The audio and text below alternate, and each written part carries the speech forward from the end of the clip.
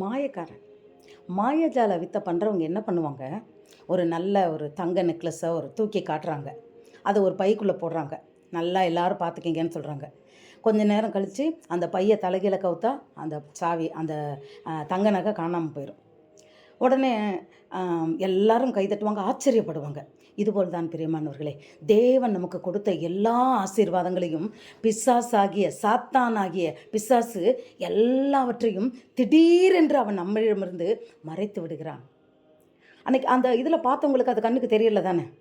அதுபோல் அது நிஜம் இல்லை. ஆனால் நம் வாழ்க்கையில் நிஜமாகவே தேவன் நமக்கு கொடுத்த ஆசீர்வாதங்களை திடீரென்று அவன் பறித்து கொள்கிறான். பிரியமானவர்களே, நம்ம கண்ணுக்கு முன்னத்தில் தான் பறிச்சிடறான்.